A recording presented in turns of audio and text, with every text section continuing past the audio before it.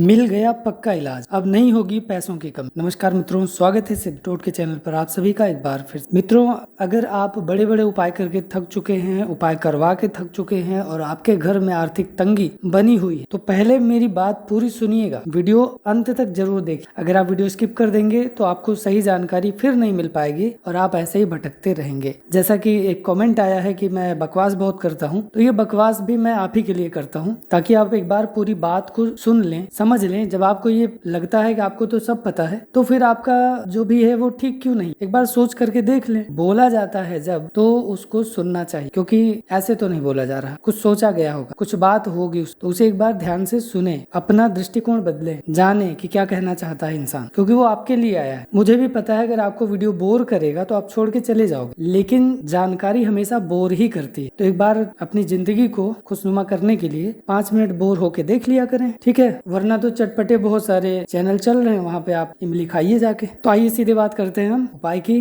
और बताते हैं आपको कि क्या करना है और क्यों करना। हम जब कोई उपाय आपको बताते हैं, मान लीजिए हमने धन प्राप्ति का उपाय आपको बताया, तो आप वो उपाय तो कर देते हो, लेकिन उस उपाय के साथ साथ और भी बहुत सारी बातें हैं जिनका ध्यान आपको रखना चाहिए, तो वो नहीं किया जाता, वो आप भूल जाते हैं। अगर वीडियो में नहीं भी बताया गया है तो भी, तो जैसे डॉक्टर के पास जाएंगे, वो कोई दवाई देगा कि ये दवाइयाँ आपको खानी है अगर आप बीमार हो तो क्या केवल दवाई ही खानी है, बाकी सारी चीजें डॉक्टर ने रोक दी हैं? जिस समय आपको दवा खानी है उस समय आपको सांस भी लेनी है, उस समय आपको अपने घर में रहना भी है, उस समय आपको भोजन भी लेना है, उस समय आपको नींद भी लेनी है, नहाना भी है, और भी जितनी जो प्रक्रिया है शरीर की, बाकी सारी चीजें भी आपको पूरी करनी पड़ती है। उसी प्रकार से जब आपको कोई एक विशेष उपाय बताया जाता है तो उस उपाय को करते हुए आपको साथ में जीवन में जो दूसरी चीजें हैं वो भी करनी है, जैसे कि दैनिक पूजा पाठ करना है, रोज का स्नान करना है, नित्य ध्यान करना है, प्राणायाम करना है, ये सारी चीजें, घर की साफ सफाई रखनी है, वो करना है। आपको बार बार कहा जाता है कि अपने से बड़ों का आदर सम्मान करें, अपने गुरुओं का आदर सम्मान करें, पूर्वजों का आदर सम्मान करें, बच्चों को आप तकलीफ न दें, महिलाओं को, स्त्रियों को आप तकलीफ न दें, उन्हें परेशान न करें, तंग न करें, उनके बारे में गंदे विचार लेके न टहले। महिलाओं के लिए भी इसी प्रकार की बात है, वो भी पुरुषों के साथ अच्छे से पेश आए। महिला और पुरुष एक दूसरे की शक्ति के रूप में, एक दूसरे की, ठीक, पुरुष जो है वो मंगल है तो महिला शुक्र है उसी स्थान पर, तो इसको मिला करके जहाँ पे मंगल है वहाँ पे शुक्र। आप बताइए, अगर कोई व्यक्ति बिल्कुल ही शरीर से इतना दुबला पतला है कि आप कहो कि इसको कुपोषण है, तो उसे कोई सुंदर तो नहीं बोलेगा, इन जनरल सीधी बात है ना, नहीं बोलेगा। तो मंगल उसका इतना खराब है कि उसको कोई सुंदर नहीं बोल रहा, तो सुंदर शब्द जो है वो तो शुक्र से आ रहा है, आकर्षण से आ रहा है, प्रेम से आ रहा है, तो उसके प्रति किसी का प्रेम नहीं आ रहा, संवेदना आ सकती है, सिंपैथी जाग सकती है कि अरे कैसा शरीर हो गया है, इसको तो क्या करें बचाने के लिए, क्या करें इसको सही करने के लिए, इस टाइप की चीजें दिमाग में आ सकती, प्रेम नहीं आएगा। ठीक, बहुत सारे लोग हैं जो उसको बीमार समझ के, तो उनका मन और हट जाएगा कि उधर जाना भी नहीं हमें, तो इस तरह की बातें हमारे दिमाग में आती। इन बातों को थोड़ा डाइल्यूट करना सीखें, जिंदगी में डाइल्यूट करना सीखना बहुत जरूरी है। आपके घर में बातें हो रही हैं, मान लेते हैं आपके खिलाफ कुछ बात हो रही है, तो उस बात को सुने, समझें और डाइल्यूट करने की कोशिश करें। जब आप उसका जवाब देने जाते हो ना, तो वहाँ आप और गलत हो जाते। जवाब सिर्फ वहीं दें जहाँ सच में जवाब की आवश्यकता हो। जब आप अनावश्यक रूप से सबको जवाब देना शुरू करते हैं तो आप सबकी नजर में ऐसे चढ़ते हैं कि सही होते हुए भी आप ही गलत हो जाएंगे। तो खुद को सही रखने के लिए, खुद को सही साबित करने के लिए यह आवश्यक है कि आप अनावश्यक रूप से प्रतिक्रिया ना दें हर बात। और ये हमेशा याद रखें कि आप वो अकेले इंसान नहीं हो जिसे पूरी दुनिया को खुश करना है। ये दुनिया इतनी बड़ी है और इस दुनिया में इतने सारे लोग हैं, तो ये इतने सारे लोग भी इसीलिए हैं कि ये एक इंसान के बस की बात नहीं है, तो बाकी इंसान भी तो वो काम कर रहे हैं, तो जो जहाँ जैसे कर रहा है उसको आप भी करने दीजिए। आप ये देख सकते हैं कि कहीं उसकी वजह से आपकी सोसाइटी को नुकसान ना हो रहा, आपके परिवार को नुकसान ना हो रहा हो, आप वो बचाने की कोशिश कर सकते। ठीक है, आप अपने परिवार में जब ऐसी बातें सुनते हैं अपने खिलाफ, तो वहाँ बिल्कुल क्रोधित होकर के उल्टे सीधे जवाब देने की आवश्यकता नहीं है। वहाँ आप उस बात को समझें कि कैसे सामंजस्य बिठा सकते हैं, क्योंकि दैट्स योर फैमिली। फैमिली तो हमें बचा के रखनी है, फैमिली के लिए तो आप सब कुछ कर। तो फैमिली को फैमिली मानना केवल दिमाग में या कॉपी पे लिखना वो इनफ नहीं है। इनफ ये है कि आप उसे महसूस करें अपने भीतर। ये बात हो गई आपकी कि आप शिष्टाचार में आ जाएं। प्रातः काल उठ के रघुनाथा, मात पिता गुरु नामय माथा। इसका अर्थ अगर आप समझ रहे हैं, अवधी भाषा में है ये। तो भगवान श्री राम जब सुबह उठते हैं प्रातः काल में, जब वो राम जी के रूप में थे, तो उनका ये था कि माता को, पिता को और गुरु को प्रणाम कर। आपके सामने माता पिता और गुरु ना हो तो मानसिक रूप से प्रणाम कर सकते हैं, और हैं तो आप उन्हें प्रणाम करें। जिंदगी को बदल देने वाला एक बहुत ही अच्छा सुझाव है, ये करके देखिए। सुबह में कर दर्शन आपको करना, अपनी हथेलियां देखें और छोटा सा श्लोक है, बोल लीजिए। कराग्रे वस्ते लक्ष्मी, कर मध्य सरस्वती, कर मूले तु गोविंदा, प्रभाते कर दर्शनम। आप इसे बोल लीजिए, प्रार्थना कर। ठीक है, कोई वो मंत्र नहीं बोल रहे हो कि वहाँ पे त्रुटि हो गई तो दिक्कत आ जाएगी। मंत्रों में विशेष ध्यान रखें। इसके बाद सामान्य रूप से गाय है तो गाय को आपको हरा चारा खिलाना चाहिए। अभी उपाय नहीं बता रहा हूँ, उपाय भी आगे है। अभी ये सामान्य बातें मैं आपको बोल रहा हूँ, इन्हें पहले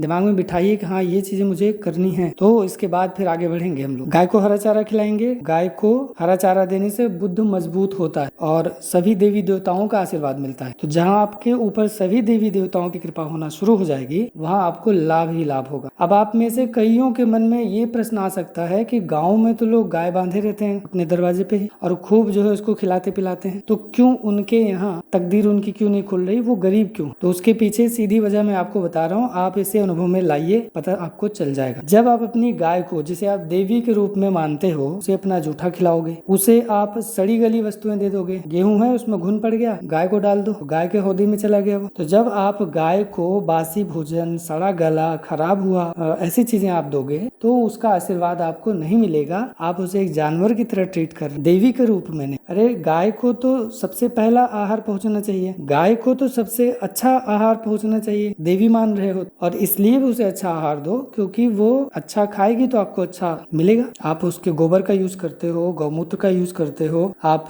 दूध का यूज करते हो, तो इनपुट सही करें तो आउटपुट आपको अच्छा मिलेगा। ठीक, तो इसलिए उसे अच्छा खिलाइए। बहुत सारे लोग हैं जो पकी हुई वस्तुएं ज्यादा खिलाते हैं अपने गाय भैंस। मैं आपको बता दूं, आप किसी भी जानवर को कच्ची चीजें ज्यादा खिलाइए, क्योंकि कच्ची चीजें इंसानों के लिए भी अच्छी, और जानवर तो कच्चा खाते ही है। कौन सी गाय है, अगर वो जंगल में होती, अगर वो कहीं बाग में होती तो वो वहाँ रोटी पका के खा रही होती। गाय को रोटी और गुड़ खिलाने की जो प्रथा है, ये हमारी आप, ये गाय के लिए सही बताऊं तो सुगम बात नहीं। ये हमारी आपकी आस्था है कि हम उसे कच्चा नहीं खिलाते तो ऐसा खिलाते हैं। रोटी खिलाने से अच्छा है कि आप उसे आटे की रोटी बेल दीजिए, पकाइए मत, के ऊपर में गुड़ रख करके वो खिलाइए, ये ज्यादा अच्छा है। मैंने भी अपने कई सारे वीडियोस में बताया है कि आप गाय को रोटी और गुड़ खिलाएं, लेकिन रोटी से मेरा हमेशा से ये मतलब है कि आप उसे पका के मत खिलाइए, कच्चा खिलाइए। ठीक, इससे उसका मेटाबॉलिज्म, उसका डाइजेशन सब सही रहेगा, उसको गैस वैस नहीं बनेगी, वो नहीं बीमार पड़ेगी। लेकिन लोग उसको ऐसे उल्टी सीधी खिला के बीमार कर लेते हैं घर की गाय को, तो ये गलती ना हो। ठीक है, इसके बाद एक बहुत बड़ी गलती जो हम लोग बहुत लंबे समय से करते आ रहे हैं, जब से हम लोग मॉडर्न हुए हैं, और तब से ही हम ऐसी खतरनाक बीमारियों में घिरते जा रहे हैं, ऐसे खतरनाक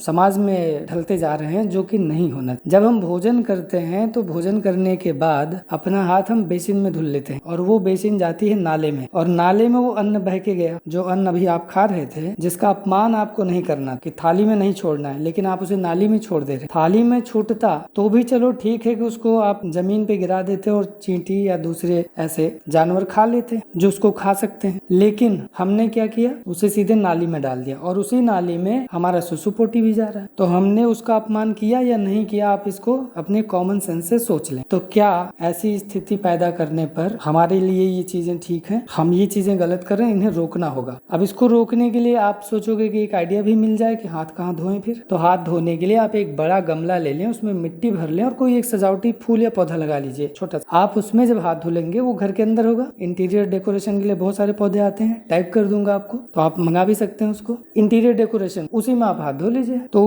उसके मिट्टी में आपने हाथ धुला तो वो पानी मिट्टी में गया, और जो हाथ में जूठा था वो वहीं पे गिर गया, उसको चींटियां खा जाएंगी। घर में चींटियों को भी अन्न मिल रहा है, ठीक है, भले ही वो जूठा है। अब आप यहाँ पे सोचेंगे कि एक तरफ गाय को मना किया और चींटी को ऐसे बोल रहे हैं। चींटी यहाँ पर आप उपाय के तौर पर नहीं ले रहे, बल्कि ऐसा ले रहे हैं कि चींटी सफाई कर देगी वहाँ। किसी भी मरे हुए जीव जंतु को चींटी खाती है, ये आप देखे हो, उसका काम यही है। गाय का काम ये नहीं है, ध्यान रखना। गाय में और चींटी में फर्क, तो गाय को गाय और चींटी को चींटी रखना, ठीक है, कंफ्यूज नहीं होना है। इस तरह से ये जो पानी है वो तो मिट्टी में सूख जाएगा, या भाप बना तो आपके घर के अंदर रहेगा तो थोड़ी ह्यूमिडिटी भी हो जाएगी घर, उसका कुछ भी प्रॉब्लम नहीं है, बल्कि वो आपके घर के लिए फायदेमंद है, सुखद है। तो ऐसा करिए। इसके बाद नित्य जो है आपको सूर्य अर्घ्य देना है। सूर्य को अर्घ्य अगर किसी घर में नहीं मिलता तो उस घर की तरक्की तो रुकनी ही रुकनी है। फिर वो चाहे कितने बड़े पंडित हों, चाहे कितने बड़े ज्ञानी हों, चाहे कितना भी उनको आता हो, लेकिन अगर उनके घर में सूर्य को अर्घ्य नहीं दिया जा रहा तो प्रॉब्लम होगी। आप में से ही कई लोगों के दिमाग में आ जाएगा, हमने तो नहीं देखा, फलाने के यहाँ दिया जाता है, लेकिन उनके यहाँ तो बहुत पैसा है, तो बहुत अमीर है। उनके ही घर में उनके किसी बुजुर्ग की तपस्या का फल वो अभी आज खा पी रहे, ठीक है। तो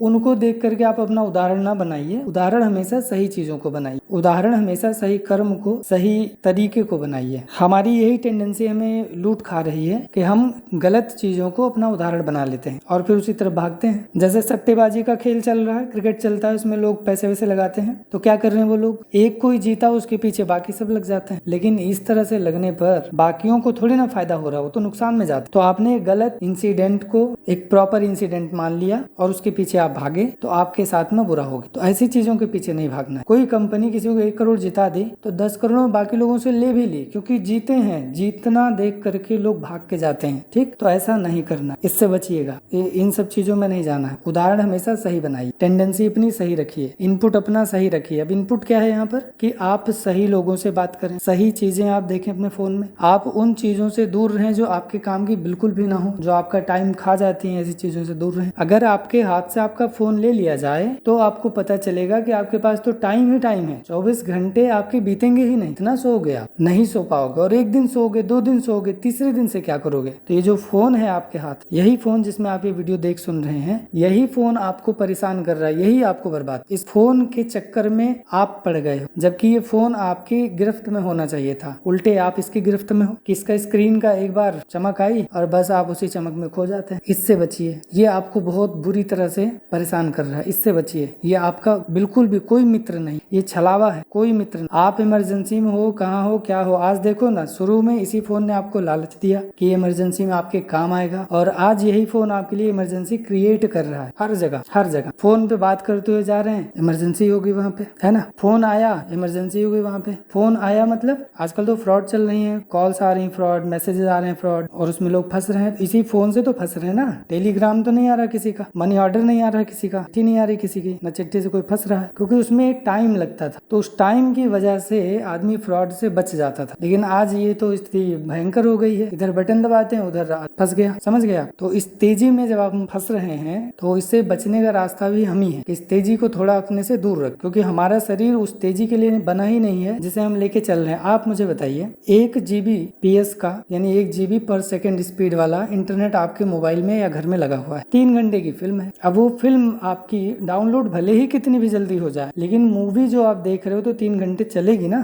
तो क्या टाइम आपका बच गया, आप बताइए। पीछे धीरे धीरे फिल्म लोड होती रहती और आगे आप उसको देखते रहते तो 3 घंटे तो तब भी लगने थे। तो इस तरह की ये फालतू जो बातें हैं जिसमें हम आप फंस जाते हैं, इन बातों को थोड़ा सोचें कि हम सच में अपना पैसा कैसे बर्बाद कर, हम अपने घर में पैसा क्यों नहीं आने दे रहे हैं। क्या हम ही वो कारण है? बिल्कुल हम ही वो कारण है जो हम अपने घर में पैसा नहीं आने दे। तो इन बातों को भी थोड़ा ध्यान दें। रात को सोने का समय और सुबह के उठने का समय निर्धारित कर लीजिए। जो भी लोग ऐसे हैं जो अकारण है, मान लो आप ऑफिस में काम करते हैं, आपकी मजबूरी है, आपकी आमदनी वहीं से आनी है, आजीविका चलानी है, तो उसके लिए आपको जगना पड़ रहा है। जो कि आप ऑफिस में बैठे हो, ऑफिस का काम कर रहे हैं, लेकिन आप बताइए कि आप बेड पर पड़े हैं और आप फोन या लैपटॉप या किसी कंप्यूटर की स्क्रीन को झांक रहे हैं रात भर, उससे आपको क्या मिल रहा है? क्या सच में वो इतना जरूरी है जो आप झांक रहे हैं? क्या वहां से पैसे आपको मिलेंगे? नहीं ना। जब आप काम कर रहे होते हो तो उस पर आपका कंट्रोल होता है, और जब आप इस तरह केवल आंखों के सामने से रील्स पलटते हुए जाने दे रहे होते हो, वहां आपका कंट्रोल हो चुका होता है। आप अपनी डिजाइन की लाइफ जीना चाहते हैं या कि डिफॉल्ट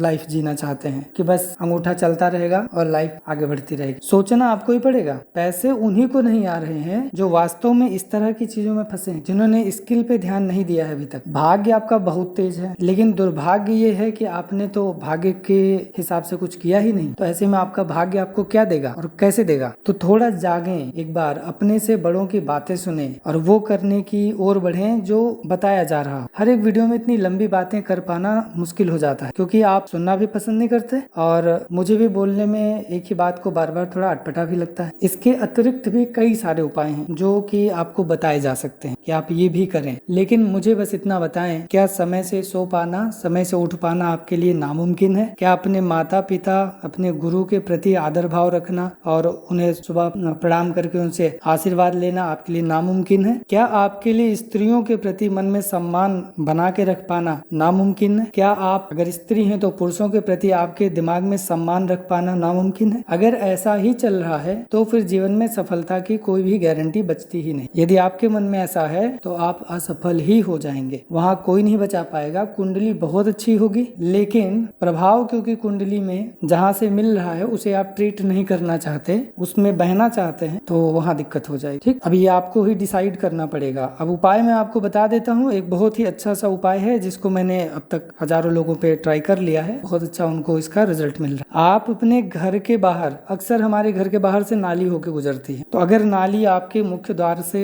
गुजर रही है, शहरों में होंगे तो ऐसा है ही कि कहीं किसी तरफ से पाइप निकल रही है, हमारी फर्श के नीचे कहीं से भी नाली जा रही है और हम उसी पे बैठ के खाना खा रहे हैं। ठीक है, हमें क्योंकि पता नहीं ना कि नीचे से नाली गई है, तो हम वहीं बैठ करके खाना खा रहे हैं, हमें पता ही नहीं है, हमारा भोजन उसी पे चल रहा है। तो इन बातों को थोड़ा सा टटोल लीजिए कि हम कहाँ बैठ रहे हैं, कहाँ उठ रहे हैं, कहाँ क्या कर रहे हैं, कहाँ हमारा भजन हो रहा है, कहाँ हम भाव कर रहे हैं, कहाँ हम भोजन कर रहे हैं, कहाँ हम शयन कर रहे हैं। थोड़ा इसको अपने घर में नाप तोल कर लीजिए। ठीक, कहाँ से कौन सी पाइपें गई हैं, या आपको आपके घर का तो पता ही होगा, तो इसे पता कर लें और उसके हिसाब से खुद को रीएडजस्ट करें अपने ही घर में। दूसरा उपाय यह है कि आपको मुख्य द्वार बिल्कुल साफ सुथरा कर लेना है, एकदम बढ़िया, उसका रंग रोगन हुआ रहना चाहिए, वो चमक उसकी होनी चाहिए। मेन गेट पे धब्बे, मेन गेट पे दाग, मेन गेट पे जाले, पे धूल, गंदगी, ये नहीं होना। उसके सामने और मेन गेट ये बिल्कुल साफ सुथरा रख। एक काले कपड़े में थोड़ी सी फिटकरी बांध करके अपने मेन गेट पे लटका लीजिए, बाहर की तरफ से, अंदर की तरफ से, कहीं से भी लटका लें बस। और अपने मेन गेट पर ही दोनों तरफ गमले में फूल लगा के रख। ठीक है,